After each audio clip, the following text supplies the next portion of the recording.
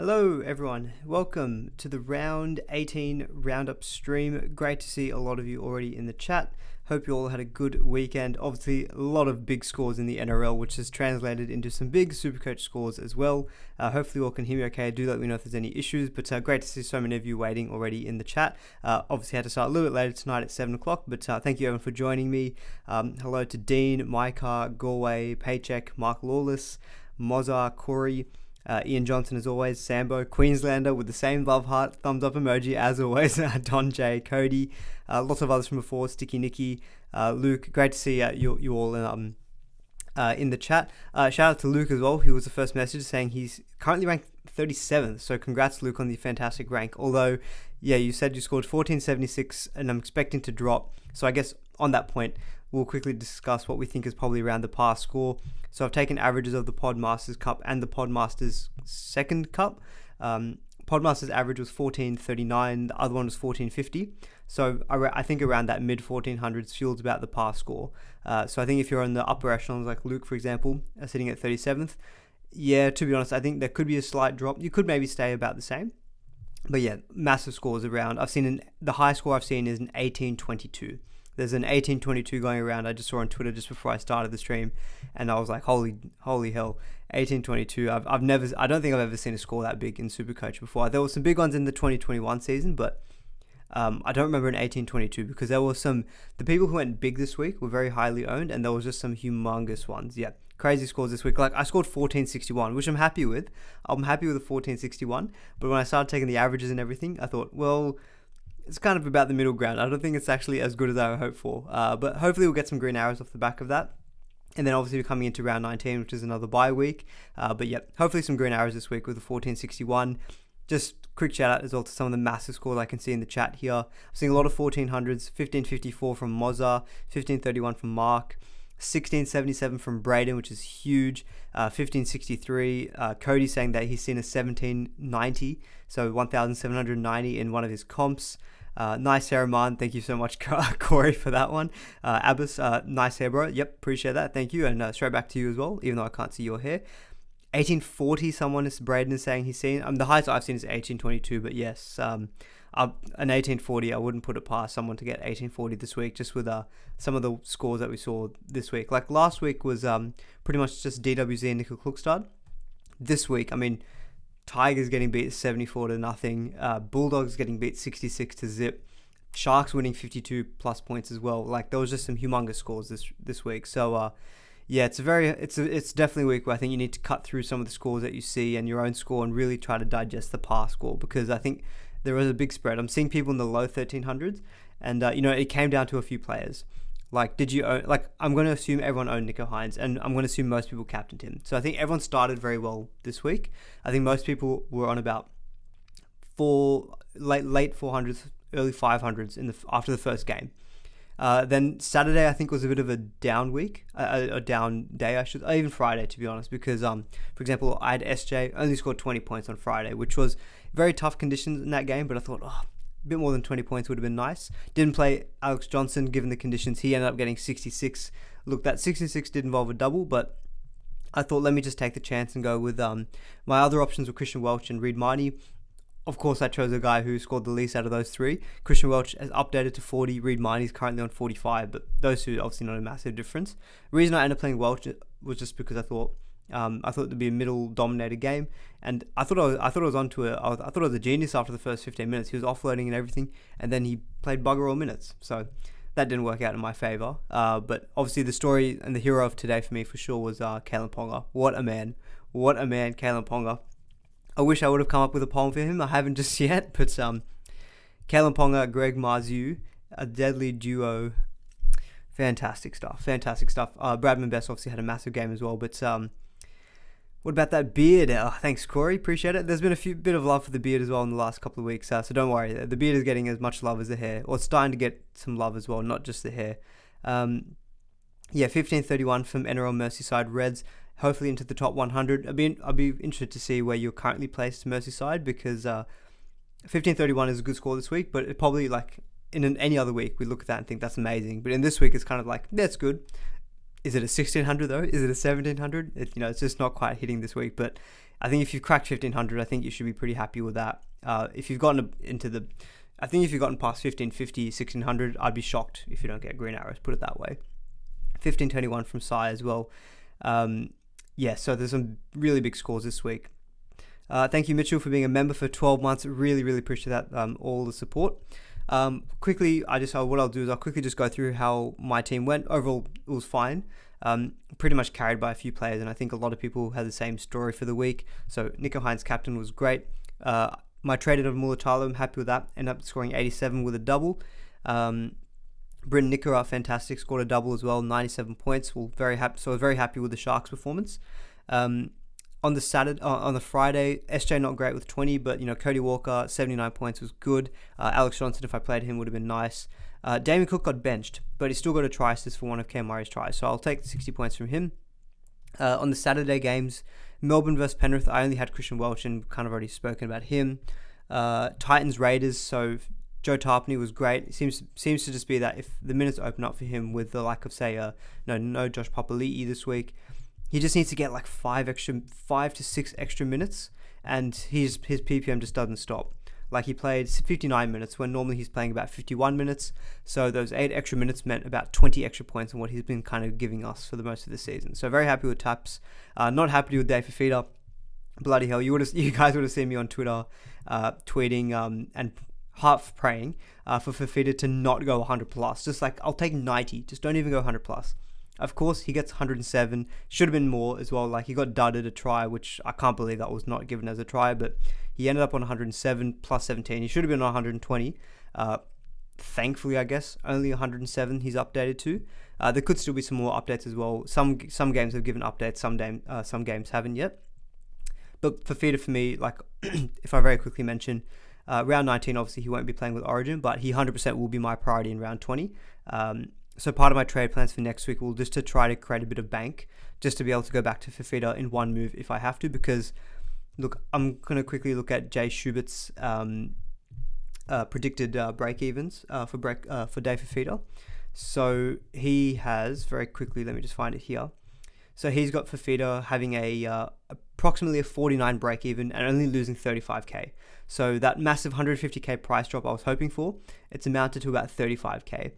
Or 70k in total if you account for last week. So he's going to be over 800k with a low break even. We'll need a lot of funds to get back to Fafita. So that would definitely be a priority for me in round 20. But yeah, otherwise not too much damage from that game. Big probably where I just missed out this week, I think, on getting those really big scores was that Cowboys Tigers game. I didn't own anyone from that game except for John Bateman, and obviously his team got absolutely belted. So, he ended up on 33 points, which is not great. But I didn't have Drinkwater, who went massive. He's updated to like 173. We'll talk about Drinkwater for sure a bit later. Tom Dearden has been quietly just absolutely killing it. 100 plus 3 weeks ago, 95 last week, and now 170 this week. Val Holmes, 110, so he's going to be extremely expensive. Nana did well too.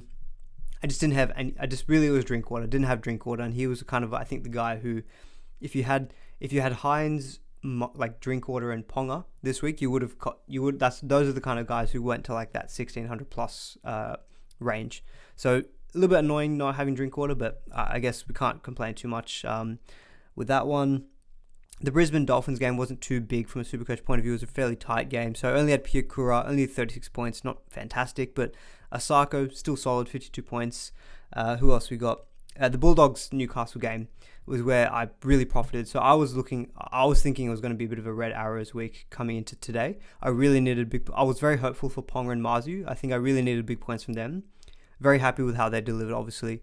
Like, Mazu was getting banged up this game, but still managed to score that one line break try and got 100 plus. Just credit to, I guess, his work rate and his base power stats. But Ponga was amazing. That left side attack for the Knights was absolutely killing the Bulldogs. So Bradman Best went huge. Ponga was just cutting them up. Lockie Fitzgibbon was really good. Ponga goal kicking as well was really what was the clincher for this week. I saw a tweet earlier in the week from Barry Tui saying that he was practicing goal kicking. He must have been practicing a hell of a lot because he was slotting them. How good. I think he scored about 44 points purely in goal kicks. So that's probably a reason why we love goal kickers so much in Supercoach. They are kind of overpowered, in my opinion. Like 4 points for a goal kick. Like without those, Ponga would have been scoring 130, which is, look, still fantastic, but just adding those goal kickings is getting you that 150 plus. So really, really happy with Ponga. That 176 points. He's going to be getting very, very expensive now as well after that. So just taking a quick look at Jay Schubert's predicted break-even and price change stats. He's got Kalen Ponga going up about 74k with an approximate break-even of 26. So Ponga is already about 680k. So he's going to be in the mid-700s with a low break-even. So look, I know the Knights have the bye next week, but I can imagine Ponga getting very popular the week after in round 20, because round 20 the Knights have the Tigers at home. So again, that could be a game that Ponga could do very well in. So I'm very happy with the Ponga trade-in. He's thankfully, he was a guy who I traded in for Fafita a few weeks ago. So Fafita, while he's been punishing me, I guess, to an extent, thankfully the guy I traded in has been doing very well. So Ponga has been absolutely a great trade-in for me. I've gotten I think I've gotten a 95 from him, a 47, and now this huge 176. So he's been a really good trade-in for me. And I got him about the low 600. So he's been great. And then the Roosters man of the game, to be fair, I've only been able to catch small highlights of this game, but apparently Garrick played very well. I think he ended up on 84 points. And Manu and Teddy linked up for one of the tries, and Manu scored another try of his own. And he was actually close to scoring another one too.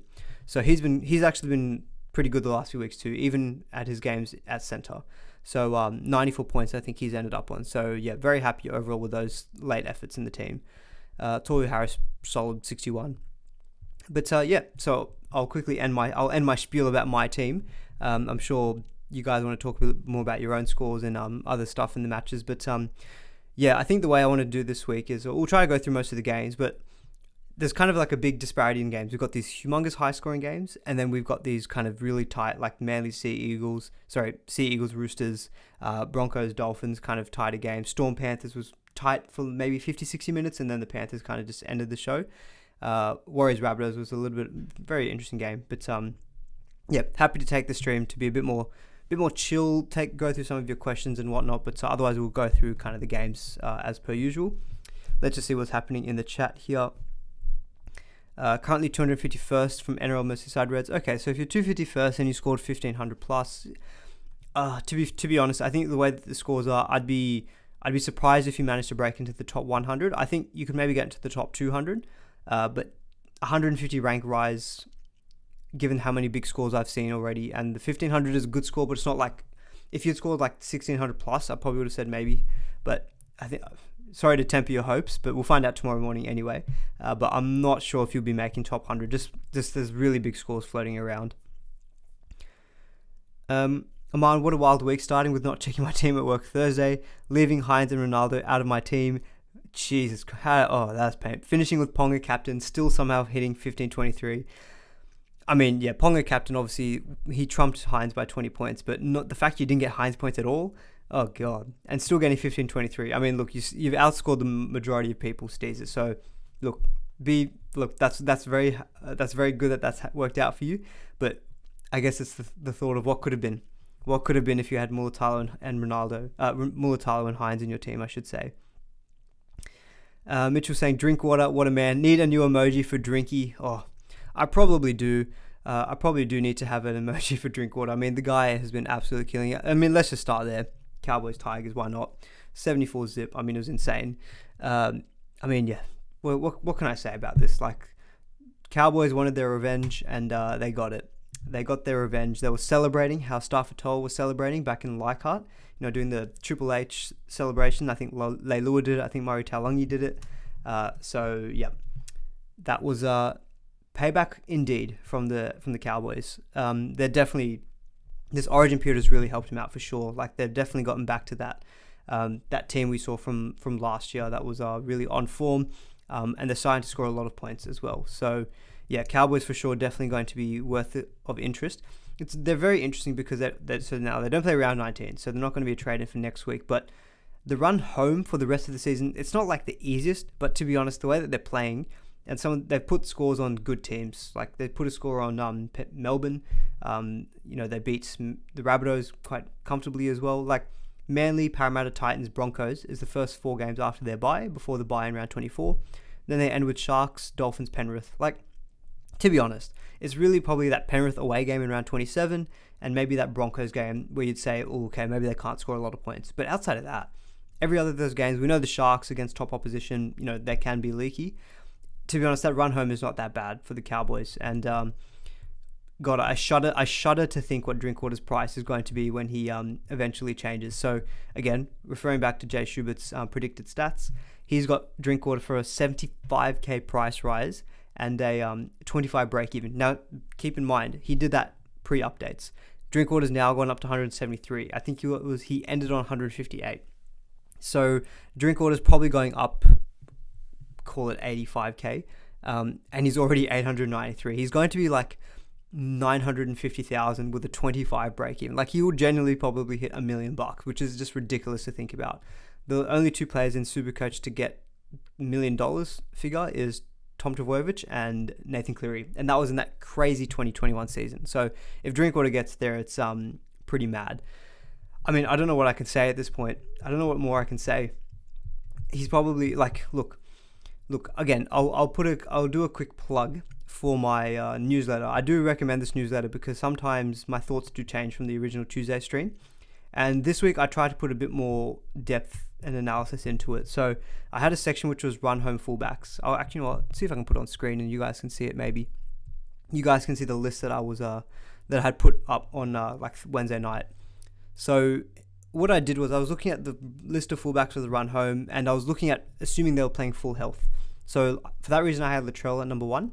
But after that, I had Scott Drinkwater at number 2. Basically, my comments were sky high price, but it's no fluke. Been great all season despite the Cowboys' woes. Even better option now that they're in form.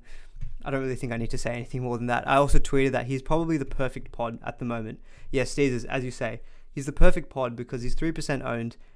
He's so expensive that it's going to be difficult for people to get to him, and he's just going to keep racking up points at this rate. So like, if you've got him now, you're just like sitting there laughing because he's just absolutely killing it. Like, he could be playing himself into a New South Wales jersey, to be honest. I'm sure Teddy will play game 3. But yeah, just in terms of my fullback listing, I had Gutherson at number 3, but obviously you can't really comment given that he didn't play this week. I had Ponga number 4. I mentioned his good round 18 matchup in the run home. After that, I had Kennedy, Brimson, Buller, Tedesco, Dylan Edwards, and then Reece Walsh at number 10. But Reece Walsh is purely on the basis that he was only going to be playing like maximum 6 games for the rest of the season. So I've probably done Teddy a bit dirty there, to be honest. Especially with the way that the Tigers perform. I mean, Buller above Teddy could be a bit silly from my perspective. But I think the ones at the top, in my opinion, do seem to be about right. Like Drinkwater, Gutherson, Ponga, they're the ones those 3 kind of stand out to me while Latrell's out. When Latrell's back, maybe he's a guy that a lot of us will go to instead. But, I mean, even Tom Dearden, for example, like, maybe he's a pod at 5'8". He's a bit more of a difficult one because I think he doesn't have that pedigree. But, I mean, he played very well. He had those nice Harbour Bridge passes to get Taulagi a couple of his tries. He scored 100 plus 2 weeks ago, 95 last week, now 170. So, look, he'll go massively up in price as well. But I think all the Cowboys' potential options now. Taulagi could be a pod.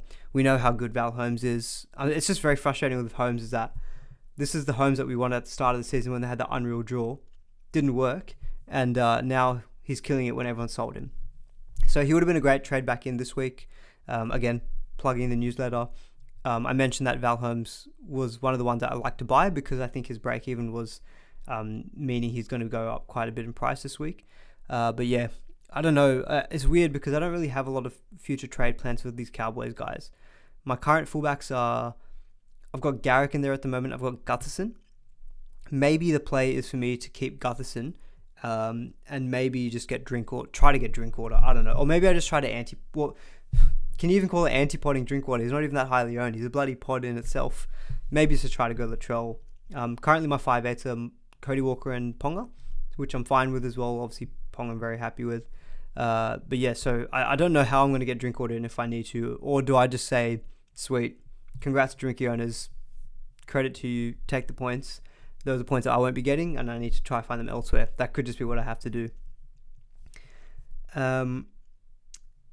Again, Ian, this is a good point as well with the Cowboys. I mentioned the Penrith away is probably their toughest matchup, but that's in round 27. Penrith could feasibly rest a lot of their gun players that week just because they'll probably be in the top 4. They could comfortably be in a top 2 spot. and so they just don't need to risk them for that last week. And the Cowboys, to be honest, could still be pushing to get as high of a place in the top 8. So again, that could just be a decent game for them. So yeah, to be honest, I think Cowboys, the run home doesn't look great on paper, but I think you can still invest for sure, because they're definitely playing with their mojo back. Ponga is so hot to watch. God, yep, that was I was very happy watching that game as a Ponga owner. Any other comments about this game? Had a gut feeling on Nanai this week. Glad I brought him in for Schuster. Yeah, Nanai was a nice trade in as well this week. Around that 500k price tag, you had Isaiah Papali'i, Olukwatu, and Nanai.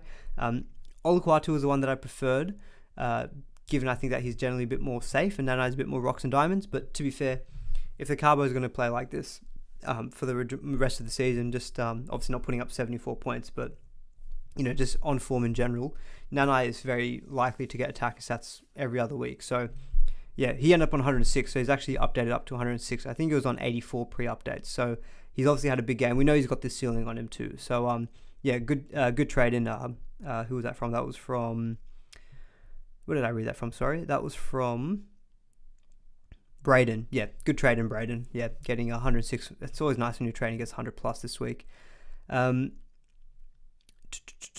Drinkies and Unreal Pod. Yep, we already covered that. Yeah, Griffin Neem had a great game. I mean, yeah, just Cowboys. I don't know really what more to say about the Cowboys. Just fantastic. I mean, on the Tiger side of things, so probably the big question coming into next week will be Buller. I know some people this week did Buller to Drinkwater. It was probably a move that I was probably against, because I thought if you've got Buller now, you keep him for round 19.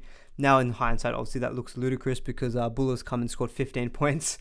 And Drinkwater scored 173, and it doesn't matter what Buller does next week, you're probably not catching Drinkwater's points or his price tag. So, yeah, sorry, any Buller owners who are encouraged to hold. This is the fear that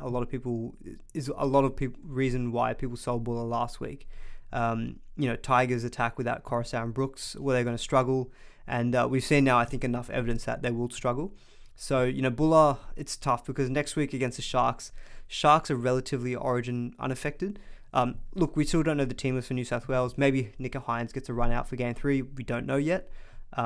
Assuming that Moses stays for Game 3 and assuming Luai stays for Game 3, let's assume that Nico Hines doesn't play Origin. Like, that Sharks team are really not losing anyone for Origin, or anyone major for Origin. So they'll be pretty much full strength. The Tigers, to be honest, are not losing anyone either. But they'll lose Stefano, put it that way, if Stefano stays for Game 3. So yeah, Buller just seems like one who it's very awkward now, because you probably don't want to trade him out in round 19. If you even wanted to go to Drinkwater, he doesn't even play that week. So is that a move that you would do? Buller's probably going to have a high break even coming into next week, which again makes things a little bit tricky. So Jay Schubert has Buller for approximately a 56k price drop and 148 break even. So that does put people who own Buller into a tricky spot. Very, very tricky, because he'll get to about 60k with a high break even against the Sharks. He, again, could throw up maybe 50 points. He could be 600k in round 20. And then again, even round 20, I think they've got the Knights, which is not a bad matchup. Round 21 is the Dragons. He's kind of got this draw that that's kind of enticing for you to stay in there. But by the time you want to sell him in round 22, maybe he could be like 550k maybe. It could be even less than that. So, yeah, it kind of also depends, I think, on when Luke Brooks is back. So I'm just going to very quickly check on NRL.com casualty ward when he's due back. I think the initial for Brooks was a 3 to 4 week hamstring injury. Let me just have a quick look here. So Tigers. So they've got Brooks back for round 20. And they've got Coruscant back for round 22. So they could probably get Brooks back after the bye, which might help things. So maybe that's enough to keep Buller. But I think Coruscant, to be fair, has probably been, if not equal, a bigger miss than Luke Brooks. So even with Brooks back, Buller might not be doing that well anyway. So yeah, very, very tricky, I think, if you're a Buller owner. People are saying round 22, round 23. NRL.com at the moment says round 20, but sometimes they can be a bit out of date. So I might just have to consult NRL Physio, the good friend of the show, NRL Physio, and see what he says about Brooks. But yeah, Buller owners, I'm not sure what you do, to be honest. I'm not sure what you do, because he'll play next week for you, but it's a tough matchup. And thinking out loud, you could maybe go to a Gutherson who plays next week. You can't go to Ponga. He doesn't play next week either. But just thinking out loud, there's not a lot of fullback options actually for next week. All the best ones, Drinkwater, Ponga don't play. Gutherson plays. He's probably maybe the most feasible one as a trade-in next week. But even then, you might be... if you're good on round 60 numbers, to be honest, I can see some merit in going early in that trade because you've probably made a lot of value in Buller. You don't want to lose all of it, I guess. And if Tigers stay like this, Buller is not a keeper in the fullback spot. So, this could be a time where you just say, look, fine, it feels weird trading out a buy player, but if that guy's going to get you 30, 40 points and you can lock in a guy like Gutherson who's been going really good in the last few weeks, that might be actually a worthwhile trade. Will Kennedy, is probably someone I should have mentioned. So Kennedy scored 75, plays every game for the rest of the season. He could be someone that you could flip to you can actually go down to Will Kennedy for about the same price. So that could be a popular trade people do next week. And to be honest, I don't mind that. I don't even mind that. David saying Buller to Kennedy is the move. Kennedy's probably the one who I forgot about briefly, he's probably the one that you would trade in, I think, next week. But to be honest, I think if you're a Buller owner, even though he plays next week, I think that's a feasible sell. So I'm a Bateman owner. To be honest, I'll see what I do with Bateman. I'll keep him from next week, but in round 20, I'll probably have to make a decision between Bateman and Preston. I'll probably be selling one of those two to get back to Fafita. Up until this week, I was thinking Preston, but Preston still seems to pull out these good scores, even when the Bulldogs got absolutely smashed, and he still ended up scoring 49 points. He could be impacted by Viliami Kikau returning, but Bateman in the middle, if the Tigers can't generate any attack, Bateman's kind of capped at ceiling wise at 60. Only scored the 33 this week. Obviously, can't really rack up base stats when he's standing behind the goalpost that much. I still think he played about 70-ish minutes, so I think his minutes were still not the issue. I think it was just the way that the game went. It just wasn't conducive. The ball wasn't in play a lot to generate a lot of base stats. Okay, sorry, he only played 54 minutes at lock. That is a bit of a concern. Bateman only playing 54. Last week he played not last week because they're on the bye, but the week before he played about 70. 54 minutes for Bateman is a bit of a concern. If he gets the same thing next week playing in the middle, that might be enough for me to say upgrade him to Fafita instead of Preston. But we'll see what happens in a week or two from now. But I'll keep Bateman for next week. But at the moment, I think if you didn't have Bateman or Zay Papali'i at the moment seems to be the guy actually who's better because Papali'i's playing 80 minutes on the edge, which hasn't been great for the defense for the Tigers, but better for Papali'i itself for SuperCoach. Bateman to Murray, that could definitely be a trade for post Origin as well. But for me, it'll be Fafita, who I'll be targeting, I think, in that 2RF. Very quickly, we were speaking about Will Kennedy. Before I get to the next set of games, what was par from Hamish? So if you just quickly check my pinned message in the chat, I've got the par score kind of thoughts over there, but par seemed about 1450, mid 1400 seems about the par score. It was a huge week. William saying any 5/8s to get playing 19 for Buller and Ponga to fullback. Sorry, I'm just having a quick think here. So I'm just going to very quickly bring up the draw just so I can see who's actually playing, every team who's playing round 19. So you've got in round 19, you've got the Bulldogs, 5/8s. Burton's probably playing Origin now with those injuries to the centres for New South Wales, so Burton's out of the question. I don't think you're going anywhere to Bulldogs play anyway. You've got Canberra. You've got the Dragons that week. I wouldn't be going buying Jack Whiten, to be honest, even though it's a good matchup. He has the buy in round 20 anyway. It's probably no one from the Raiders. From the Dolphins, so someone mentioned it earlier in the stream. We'll talk about it soon as well. But Jeremy Marshall-King looks to be out again for a few weeks. He looks like he's aggravated that AC joint issue. And apparently Wayne Bennett had a comment that he could potentially be out for the rest of the season. So if Jeremy Marshall-King is out for the season, that's not good for the Dolphins, but it's probably good for Cody Nikorima, who probably will play at dummy half, I imagine, then. And Cody Nikorima, again, had a pretty good game again against the Broncos. He's actually been really, really good for people who traded him in. He is available 5/8 hooker. So he's potentially a guy who's got dual, who will play next week. It's not a bad matchup. It's the Titans in round 19. Titans without Fafita and Tino. I think Cody Nikorima, if Jeremy Marshall-King is out for an extended period of time, he's potentially a 5'8 William, who I think you can consider who plays round 19, and he does play round 20, which does help. From the Titan side of things, you're probably not considering Kieran Foran. New Zealand, so you've got Johnson. I mean, Luke Metcalf has been good, but there's been a bit of a delay to Tamara Martin, but I still think I wouldn't be buying either one of those two at this point. I think that's kind of missed the boat on Metcalf. Parramatta, 5'8. I mean, Dejan Arce maybe. He's actually been really good since he stepped in. Probably not a Supercoach long-term option, but maybe as a short-term option to cover round 19. But again, not a huge option there, I think. Sharkies, Matt Moylan had a really big game. I think he ended up scoring 140 plus. 108. Sorry, he scored. But yeah, so he's 440k, but he's probably not consistent enough. So, I mean, I know he had a good score this week, but I don't know if you'll rely on that week in, week out. Dragons, do you really want anyone from the Dragons? Probably not. Rabbitohs, Cody Walker is the one who stands out for sure. I think Cody is probably the best 5'8 next week to own. And then you've got the Tigers. So, again, you're not buying anyone there.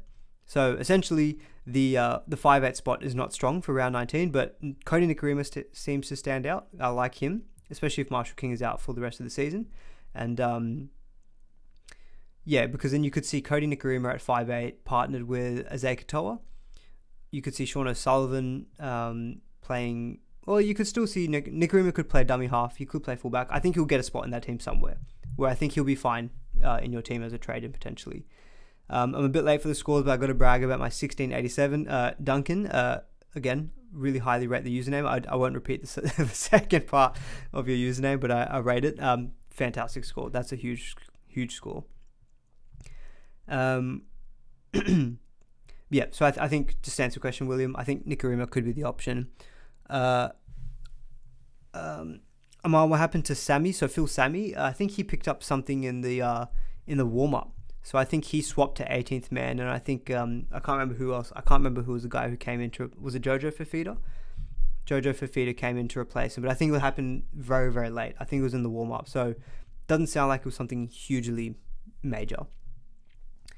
Hamish saying, Truva to Drinkwater. I've got 531k in the bank. Mate, I can't knock that trade. I traded Truva to Mulatalo this week. That obviously worked out. Truva not getting any attacking stats, only 36. So I think that was a good trade as well. And look, with Isaac Tungo having a great game and just getting better and better, that probably means that the ball is less likely to go to Truva. I mean, at this point, I think if you can afford to get Drinkwater in, I think I'll just do it. Surely, I think I'll just do it. Very quickly on the Dragon Sharks game, I don't really think I need to speak about this too much. I think it kind of went the way that most of us would have expected. Hines doing the business. Nikora, to be honest, really try and attack stack reliant. Didn't really have great base stats, but he had 2 line break tries, so that got him 60 of his 97 points. Mulatalo, very happy with him, scored a double. Talakai, I'm surprised, only 82. I thought he would have gotten more points on updates because I thought he was maybe missing a couple of like a try assist or something. I think Moylan must have kept it. But Talakai was good.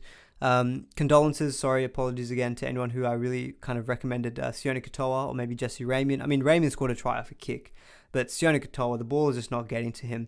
I think it kind of was just a function of the Dragons were that bad defensively. The ball didn't have to go to the wing to score the try. Hines could just pass it to Nikora, and that was enough. There was enough gaps in the edge of defense for Nikora to run into. Didn't even need to go to Sione Katoa. There was one play where Katoa was there, but I think it was Will Kennedy made a break, but didn't have to pass to Katoa. So, yeah, Katoa unfortunately just not getting any quality attacking ball. But I think if you bought him now, I think you just kind of hold him. On the forwards, probably not much. I mean, Wilton solid 61. Will Kennedy was good with 75 points with a line break try. So I think he's probably the guy at fullback. If you need to trade in a guy who plays round 19 for Buller, for example, we've kind of mentioned already, he's probably the best option you've got. But you could potentially hold off on that if, say, you want to eventually get to Drinkwater instead of a Will Kennedy. But yeah, very happy. I think a lot of the popular guys from the Sharks did well. And the Dragons, to be honest, there's just not much interest from my perspective. Not really looking at trading any of their guys in. I mean, Jacob Little's been solid. Terrell Sloan, to be fair, has had a good few weeks, but just too inconsistent for my liking. I think my centre wing is okay without buying Terrell Sloan. Matt says Dill Brown could be back next week. Command, just stand down policy is lifted. Just waiting to see if the NRL want to punish him more. My view on that is I don't think Dill Bags will play because, yes, the no fault stand down has ended because he's now said he's at fault. So the no fault stand down is only when there's, I think it's still up in the air as to what the plead is, if it's guilty or not guilty. But the fact that he pleaded guilty to 2 counts, like I'd be shocked if Parramatta decided to play him. So the NRL the NRL are basically saying he can play, but Parramatta Eels now it's up to their discretion, and I just can't see how they'd let him play after especially pleading guilty. Like they've been good. Dejan Arce stepped in. I think it's just more of a reputational thing. Like I mean, you kind of put a lot of their fan base off, I think, if they played him. So I'd be shocked if Dill Bags was back, to be honest. Yeah, so I think on the Sharks Dragons, to be honest, I don't really think there's much to really discuss there. I think a lot of the Sharks guys, I think someone a little bit earlier did ask, is Mulatalo still a buy? Absolutely. Mulatalo is still definitely a buy for me. Sharks are still really great trade-ins. I mean, Tigers in the bye week. There'll be a few teams, I think, next week who you really want to be targeting with really great matchups. The Sharks are one of them because we already discussed they're not going to be very origin affected. Mulatalo, just having a quick look at Jay Schubert's predicted break-even. So I think Mulatalo had a reasonable break-even coming into this week. So Jay Schubert, again, I'll post his Twitter in the chat so you guys can see who I keep talking about. But he posts after each game indicative break-evens and price changes, which is good. Really helps me out just thinking kind of original trade plans. But yeah, so Mulatalo will have a 66 break-even next week and make only 8,000. So he's not going to be going up a massive amount in price. So he will still be around the 620k. A matchup against the Tigers, Mulatalo I think will be one of the heavily owned guys who I think will hurt if you don't have. So yeah, for me, absolutely Mulatalo is still a trade-in. A lot of people who are owning Nick Meaney saw a few things in the chat about my car saying time to trade Meaney out. Look, Meaney has just not been delivering. The Storm have improved, but he himself has just kind of fallen away a little bit, just doesn't seem to be getting as involved in the attacking stats. I feel like part of that is due to Jerome Hughes has now improved a lot. So I think he's commanding a bit more of the ball. And look, to be fair, Meaney was versing Penrith, who are the best defense and were very, very good in the last kind of 50 minutes of this game. But yeah, Meaney for the last couple of weeks hasn't been delivering. He doesn't play round 19. If you don't own Mulatalo and you can do Meaney to Mulatalo, to be honest, it's probably a move that I would do. But yeah, so Meaney probably is looking at trade out, I think, at this point as well. Just hasn't quite had the couple of good scores that we would have wanted, that we were seeing at the beginning of the season. Just while we're on that game, I may as well mention, so Munster was obviously a big trade-in. He was one of my original trade targets, but I just thought with the round 19 bye, potentially getting a rest in round 20, although I think that risk is low. And the Penrith matchup, I thought, let me just try and get someone else instead, like Mulatalo, who plays round 19. Happy with that move. I think that was the right move for my team, and has given me an extra number for next week and more points for this week as well. But I mean, Storm were good. Penrith though were just bloody hell, they're good. I mean, the last 50 minutes, like they turned it around at the back end of that first half, and then they just carried on for the second half, and just elite team, all without Cleary. Isaac Tonga has been really great. I think he's definitely an option to consider post-Origin. Doesn't play the round 19 bye, but he's a good, solid centering option who doesn't give you bad scores, but it just seems like he's just getting better and better each year and even every game he plays. Penrith's draw for the run home, to be honest, actually, Tungo is looking a great pod center wing option because in round 19, Penrith have the Dolphins, and then in round 21, they've got the Bulldogs. So you could bring him in round 20 and he could deliver really good scores in those 2 weeks. And he could be going up quite a bit in price as well. They do then run into the Sharks and Melbourne again in round 22-23, but those games are at home, which is good. Then it's Manly, Titans, Parramatta, and then the Cowboys round 27. So maybe the only potential knock against Tongo, if you're looking at him as a run home guy, is maybe round 27, they get a break, but they've got no more buys for the rest of the season after round 19, so he'll be safe if you trade him in round 20 from a buyer's perspective. And there are some good matchups in there, but Panthers are Panthers. They can score against anyone. Yeah, so I don't know how much more there is to touch on. I mean, Dylan Edwards a little bit disappointing, only the 39 points, no major attacking stats, so just the base stats. Kind of already commented on Taruva. I think if you can afford to hold Taruva, he's a fine hold because those round 20, round 21 matchups that I just mentioned are really good. But if he's your upgrade, say, to like Mulatalo next week, Hamish had bazillions in the bank and he was going Taruva to Drinkwater, like those are definite upgrades in my opinion. So those are trades I'm for, but he's not a must sell. He could be a handy option for the run home just as like a 6th or 7th center winger's depth. Hamish saying, heard Pappy completed last week a captain run and was successful. If he gets back just before the start of head-to-head finals, is he a potential trade?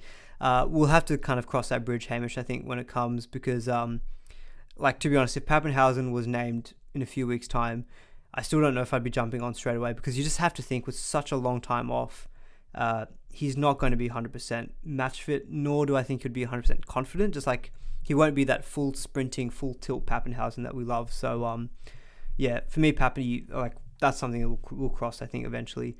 Now, I wouldn't use that as a reason to trade out Nick Meaney, but if you want to use anything to build your narrative to trade out Meaney, then you can use that potentially as well. Before I get into the next game, thanks guys for the views. 154 viewers, which is amazing. Do drop the stream a like if you are enjoying it. Any other big blowout games? I mean, Knights, Bulldogs, we kind of already mentioned it earlier. But yeah, Callum Ponga, what a man. What a man. Yeah, so someone, I think it might have been Ian earlier, saying goal kicking Ponga, is he a must? Is he a must if Ponga is goal kicking? Yeah, sorry, this is from Steezers. So Steezers was asking earlier, Ponga goal kicking, is he near must have given he is 5'8" and fullback? So based on his score, he'll get up to about 750-ish K, and he'll have a low break even. Doesn't play round 19, but he'll play every game after round 20.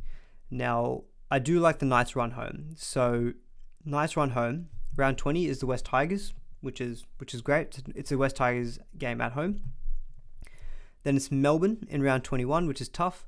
But then round 22, Canberra. It's away, but sure, could be good there. Dolphins round 23. Bulldogs at home in round 24. Gets a little bit tougher with the Rabbitohs and the Sharks. But then round 27 is the Dragons. So, to be honest, to me, that run home is quite good for the Knights. You've got games, again, I mentioned it in my I'm going to keep plugging it, but I do recommend going to this newsletter. I think being able to think things through and type it makes me sometimes give better analysis than I do on the Tuesday stream. But I mentioned that newsletter, like in that last period for the run home, he's got games against the Tigers, Dolphins, Bulldogs, and Dragons. Outside of that, you've got Melbourne, Rabbitohs, Sharks, and Raiders. So it's kind of a 50-50 draw, but I think with Ponga, the way that he's playing, I think those kind of 4 or 5 easy matchups will more than offset maybe a slightly lower games in those tougher opposition games. So for me, Ponga is looking, must have probably not, but he is looking like a really great, really, really good fullback or 5'8". Like Walker will have the bye around 20. I mean, Walker's probably is a run home 5'8". Walker and Munster probably run home. I like Ponga at fullback as well, because now you've got probably the top three or four being Gutherson, Drinkwater, and Ponga, and maybe add Latrell when he's back. But yeah, for me, Ponga, not a must, but I think he is a great trade-in, I think, for the run home, because I think there are some really good matchups that are coming up for him. They've got a lot of home games as well, Newcastle, so that's another reason why I like him. And I think it's kind of just he looks like he's in good form as well. Like, obviously, it's not just today. The last few weeks he's been good. I think just committing to, say, not playing Origin has probably helped him, where he's just had those question marks about, like, oh, will he try to get a spot back and whatnot. He's just kind of put that all to bed and said, I'm focusing on Newcastle. I'm just going to focus on the team. If he's goal kicking as well, that makes it even better. And he was goal kicking so good. 10 from 10 today, which is, or 11 from 11, sorry, I should say. I think, yeah, he was fantastic at goal kicking. So, yeah, really, really like Ponga as a good trade-in for the run home. Outside of this game, I think Marzu still is a good trade-in at centre wing after round 19. We mentioned the draw already. It's very good. He's got the base stats. So, he scored just the one try and he's cracked 100. We saw that last week against Penrith. He scored 68 points without any attacking stats. So he's just a great option for SuperCoach as well. I wouldn't read too much into Lockie Fitzgibbon's 138. I think that was just more the Bulldogs being bad than Fitzgibbon being good, although he was good today. Similar with Bradman Best, I think you probably want to see it a bit more consistently with Bradman Best, because he does this a couple of times this season where he goes on a couple of games where he has a really good run and then not so much. I mean, the season average is 53, which is, look, it's not bad. But like his last three scores before this, 43, 49, 39. His high score before the season was 84. He's a bit more up and down. Like, I wouldn't trust him. Like, I'd still prefer like a Marzu, for example, over a Bradman Best. I just prefer the winger, and I think Bradman Best has got better. Sorry, I think Marzu has got better base stats. On the Bulldogs, I mean, really, there's no massive SuperCoach interest here for me. I mean, Preston, I think, will be, if you had to hold him, fine. But if he's your ticket to Fafita in a few weeks, I think that's perfectly reasonable. Viliama Kikau will be back as well, and I think that may potentially eat into Preston's minutes. Although Kikau could just come in and then Preston goes back to the right side, because Ockenbaugh I don't think has been that great as a back rower. So yeah, interesting one. But yeah, to be honest, nothing really of interest, I think, at the Bulldogs. Just see if there's any questions that we can segue into another matchup. So we've already spoken about Storm Panthers. I mean, very quickly, someone's mentioned here, Matt's mentioned here. We'll quickly touch on some Munster and Meany questions, because I've seen a couple come in. Controversial opinion, but Ponga performs better at 5'8" than Munster. I'm assuming you mean from a SuperCoach standpoint for the rest of the season. Look, that's not probably insane, especially if Ponga is goal kicking. Like, if he's goal kicking, it just means that even in those tough games, he probably scores like, maybe 50? About 50, 55 on a bad day, or that's his low score. Munster's kind of generally between about the 70 to 80, and occasionally gets those big 100+ point games. Looking at Melbourne's draw for the run home, it's not bad either. It's pretty good. You got Roosters, Knights, Parramatta, Penrith away, Canberra, Dragons, Titans, Broncos. So I'd probably say the Knights draw is better, because I think they've just got a few extra games against really tough opposition, but Munster is Munster. So I don't think it's crazy to say Ponga will outscore him, but I think ideally what I'll probably try to do is I might try to get Munster and Walker as my 5'8". I'll keep Ponga at fullback, and then maybe that second fullback spot, I can potentially rotate Gutherson to maybe like a Drinkwater. So there's another question that's come in from Charlie, which is Gutho to Drinkwater? Well, he's basically saying Gutho to Drinkwater, or would you say that's sideways?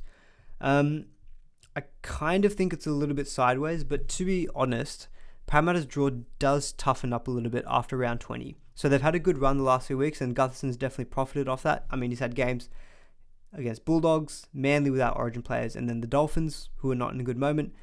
He's got the Warriors in round 19 at home. Titans around 20 could be good if, the Titans rest their players. After that, though, I don't love that draw. Round 21 onwards, Cowboys away, Melbourne away. Look, Dragons at home is good, but then it's the Broncos away, Roosters, Penrith, and then the bye. So I think really outside of that Dragons game, it's not the easiest run of games. So I could potentially see a situation where you do flip Gutherson to Drinkwater. You wouldn't obviously do it next week when Gutherson's playing, but maybe in round 20 if you wanted to jump the gun, it could be a move that you do.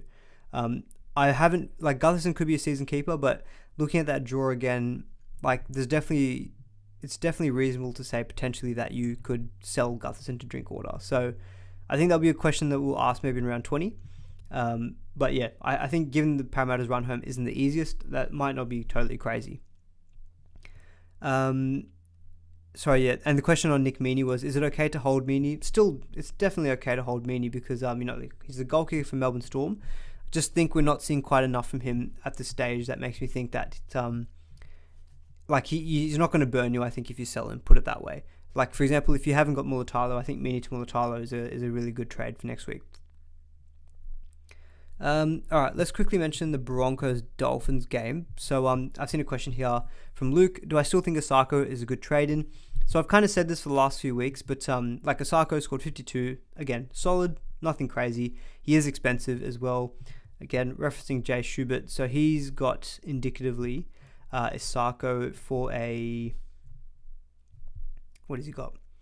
He's got him for a, where is it? I can't find it. Sorry. He's got it for 126 break even and losing 64k this coming week.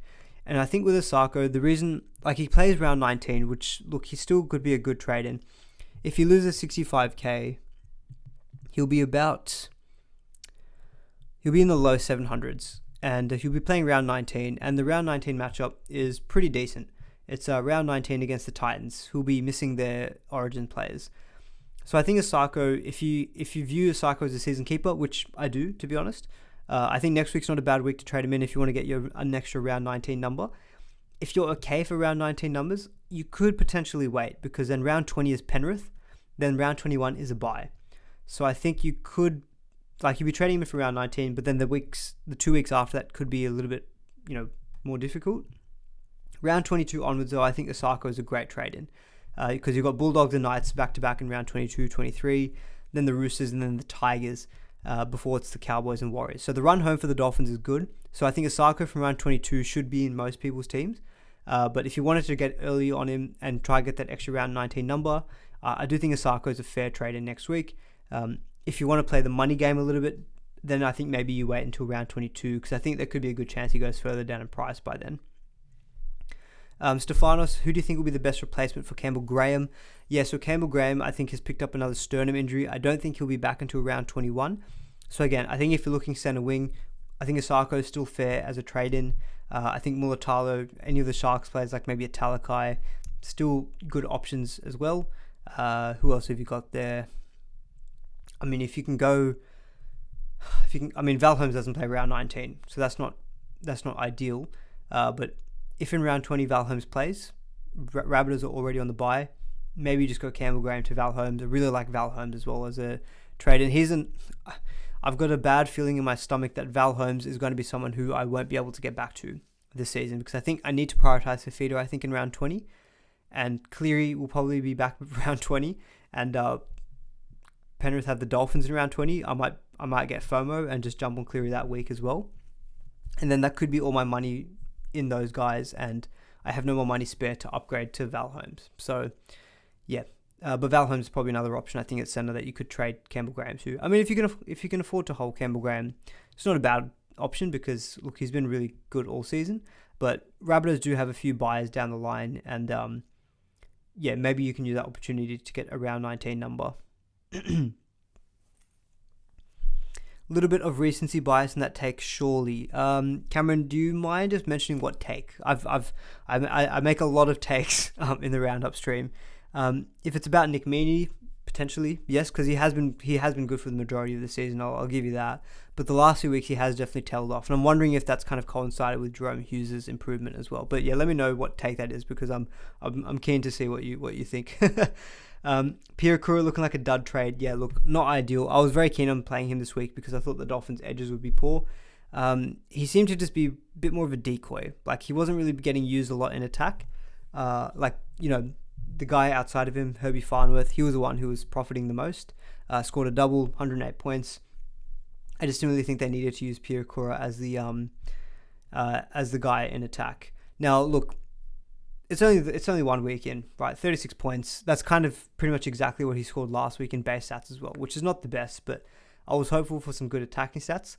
Ideally, most weeks I won't play Pirakura, so I view him as a trade-in who will make maybe a little bit of money, but he was more of the downgrade, because he was what allowed me to go from Taruva to Mulatalo. So look, he's 290k. If he scores 40 on my bench, if I need to plug in 40 most weeks, or any other week I had to play him, it's fine. But ideally I wouldn't be playing him most weeks. Obviously he doesn't play next week as well. I would hope for some more 50 plus games. But yeah, otherwise, if he's just going to sit on my bench scoring 40s, I traded Schuster out for him, who, well, apart from that try assist, was looking like he was going to get similar. So I think I've kind of gotten the same points output, but I've got it at a lower price as well. But yeah, apart from that, I mean, Selwyn Cobbo had a fantastic game. I mean, that chip and chase was just filthy.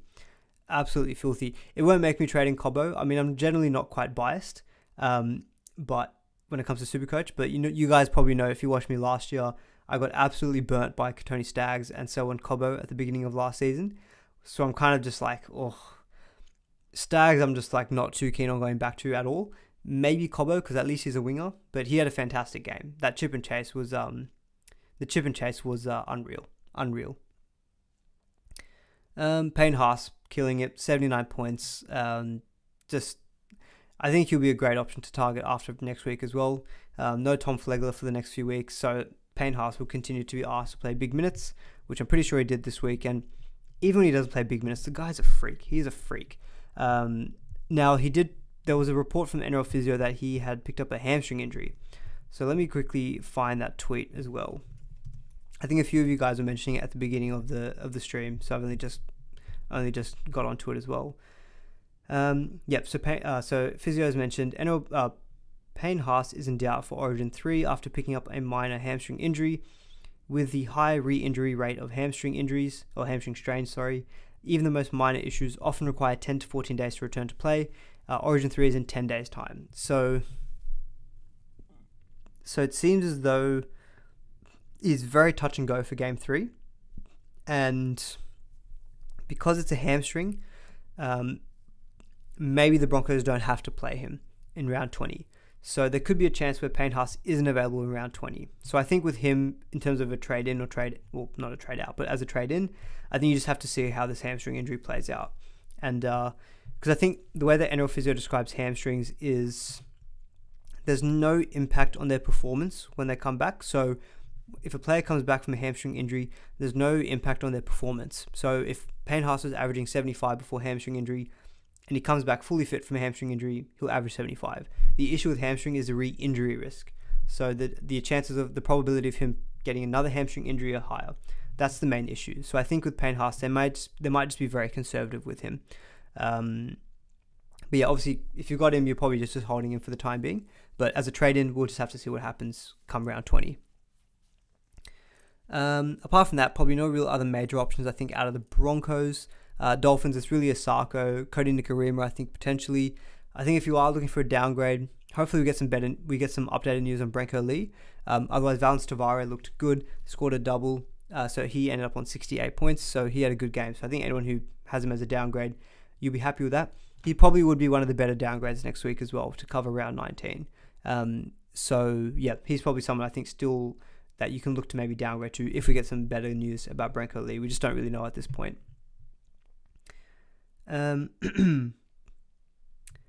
Okay, anything else? We haven't really spoken a lot about the Warriors-Rabbitohs game. I'm seeing this comment from Paul, which is SJ's in doubt next week, awaiting birth of his child, and 200th now should be in New Zealand. Okay, so it sounds like what you're saying is that he could potentially be missing next week due to personal reasons, and that also means that if he doesn't play next week, it means his 200th game will be in round 20, which will be in New Zealand. Right, okay. Not ideal, because part of the reason I bought SJ was to cover round 19, but let's see what the updates are on that one. But thank you for the update on that, Paul. Yeah, really outside of the Warriors, I think it was a bit of a weird game, to be honest. I think I tipped the Warriors. I thought the Warriors were comfortably going to win. But yeah, credit to the Rabbitohs. They played quite well. Murray was good, so he potentially could be an option to trade in after Origin. Damien Cook was solid off the bench, getting a try assist for Murray. Johnston was very good as well with 66. Walker was solid. Kolomatangi, 57, pretty much all in base, pretty solid as well. Pretty much all of the Rabbitohs were solid, but it was just a good team performance for them in pretty horrible conditions. Tohu Harris, I'm going to say it again, solid, 61 points. Fanua Blake was hurt by that sin bin, so that obviously hurt his score. And yeah, SJ, Nickel Klukstar, DWZ, a lot of the guys who went very big last week, it just wasn't their game. You know, only scoring 6 points, very wet conditions. So yeah, he was probably what hurt one of my score getting really big this week was SJ. Only 20 point score from him this week. I'll quickly fly over the Raiders Titans game. We kind of spoke about Fafita at the beginning of the stream. He should have got more than 107 points. Should have been 120. He got absolutely dudded a try, but look, I tipped the Raiders, so I'll take the win on my tipping. I think I actually had a pretty good week for tipping this week. Let me just quickly check. I think I got the Warriors game wrong, and I think that was it. I think that was the only game I got wrong. I think I tipped everything else perfectly though. Even as a Roosters fan, I know, apologies to any other Roosters fan out there, but I tipped Manly. It was looking like we could have got the win, but okay, no, sorry. Wait, what? Oh, no. I got 5 out of 8. Apparently, I tipped the Roosters. Okay, I must have changed that sometime later in the week because I'm pretty sure my first thought was Manly. Okay, so I got 5 out of 8. I got the New Zealand Warriors game wrong. I tipped Melbourne, actually. Sorry, I tipped Melbourne. Okay, that didn't work out. And I tipped Roosters. So that wasn't great. 5 out of 8. It's okay. It's fine. It's better than 50%. Yeah, Raiders, not really too many options, I think, outside of Corey Horsburgh. He'll be out for round 19 because of Origin. And Taps will be good next week. Jared Croker's been good, 57 points. But yeah, outside of that, I don't think there's much from a Supercoach standpoint. Finally, on the Roosters Manly game. So there was a couple of questions about Joey Manu. So Matthew is saying, would love to know what your plans are for Manu. Has started playing very well at a complicated time for owners. Yeah, look, he's definitely picked it up. I think he's getting the attacking stats. I think I'm happy to hold Manu at this stage. Obviously, the recency of his good scores is helpful. 94 points today, scored like that big ton when he was at fullback.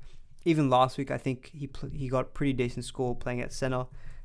Just going to have to remind myself of what he scored last week. Give me a second. He scored 91 last week against the Raiders. So, yeah, Manu's been really good. I think what's handy with Manu is just the duel, like that 5'8" centre wing. He's probably not someone I'm rushing to sell, and put it that way. I'm pretty happy with how my centre wing is looking. I mean, if I had to sell Manu for like a Munster down the track, maybe that's something that I do, via deals. But up until then, I think Manu I'm happy to keep at this point. Roosters' draw for the run home isn't the easiest, I will admit that. Like after round 19, it's the Storm, Titans away, Broncos away, Manly, Dolphins, Parramatta, Tigers, Rabbitohs. So really, it's the Dolphins and the Tigers matchups. Maybe the Titans around 21. So there's not a lot of easy matchups. So, I mean, I think what I'll probably do with Manu, now that he's got a couple of good scores, he'll probably go back up a bit in price. I think with Manu, unless there's a centre wing who stands out, who I don't have that I really want, like let's say Manu to Holmes, maybe that's something that I do. Aside from that, though, I think Manu will probably stay until he gets maybe a really high break even, and maybe if he's around the 700k, maybe that's what leans me towards selling. But until then, I think he's fine to hold at this stage. Garrick, again, very solid, 84 points at fullback. He's just a great option. Goal kicking, got a try assist as well. Cherry Evans was very good this game as well, but only 64 points. Yeah, look, Josh Schuster scored 43 points, and that was with a try assist. I think he got the try assist points, didn't he? Yeah, he got the try assist and line break assist for Ben Trbojevic and scored 43 points. So look, he scored 7 more points than Piakura, who I traded in for Schuster, and that required a line break assist, try assist. So I have no qualms at this stage having sold Josh Schuster. All right, cool. Fiddler came out and said the Haas news is fake. Okay, well we'll have to see and wait and see and get some updates on those ones. All right, we've kind of covered some of the games I skimmed over, but I'm trying to just tackle more of the Supercoach relevant stuff. We have also gone for an hour, so I'll take a couple of questions from the chat, and then I think we'll just wrap up the stream there. But guys, if you have enjoyed it too, please give it a like as well. Would trading out both Cohen Hess and Sean Kepi for Nickera be a worthwhile trade? Roger Duckling, if you can trade out Cohen Hess and Sean Kepi, and that gets you Britain Nickera, do that trade 1,000 times over. I think Nickera will probably be the second best second row forward to have for the run home outside of Fifita, in my opinion. Okay, Cameron, you're saying that the take was about the Ponga over Munster. Yeah, to be fair, yeah, there is probably a bit of recency bias in that Munster had only a 31-point game, but don't forget that Munster scored like 100 plus just before game 2 Origin. So yeah, it's probably slightly recency bias. I can kind of see where he's coming from though, but I think a lot of it comes down to if Ponga keeps goal kicking. If Ponga keeps goal kicking, then yeah, that's golden. Ideally, I think you try to have both. I think if I had to think of my ideal 5'8", it's probably Cody and Munster. Ideal fullbacks, I think if Ponga is goal kicking, I think it edges it for me over Gutherson because I think his run home is better. So I think Ponga then becomes maybe potentially one of the top 2 fullbacks. And then I think the other one is either Latrell or it would be Drinkwater. To be honest, I think that's kind of how I view those 4 spine positions. I think halfback will just be Hines and Cleary. That's kind of how I think I view those halfback, 5'8", and fullback spots. Gutho to Drinky after the Cowboys round 22 bye. Yeah, I think that could be a fair trade as well, because we talked about the run home for the Eels being quite tough, and the Cowboys, if they continue this hot form, hopefully Gutherson just maintains his price tag, because he's quite expensive now. I think he's about 800 and... How much is Gutherson? Let's have a quick check. Clint Gutherson is 893k. Holy heckers. And he has a 47 break-even, which he can definitely clear next week. Hopefully Gutherson just hovers around the 800s, because that might mean actually going to Drinkwater is somewhat affordable. Who would have thought Ben Murdoch-Masila to Cam Murray? Now, that anyone who's doing that trade, that must feel fantastic. Salty saying, thank you for your info on F&M, best Supercoach podcast. Very much appreciate that. I think on that very highly positive note, I think we'll wrap it up there. We've just gone over an hour. I will upload the audio of this as well to podcast, so if anyone has missed it and you want to listen to, say, tomorrow morning on the commute to work or whatnot, you'll be able to do that. So thank you all for joining me. Hopefully you all had a good weekend of Supercoach. We'll be back sometime next week for the round 19 preview, but have a good rest of your Sunday evening, and catch you in the next one. Do give the stream a like on the way out, and do please subscribe as well if you haven't already. See you in the next one.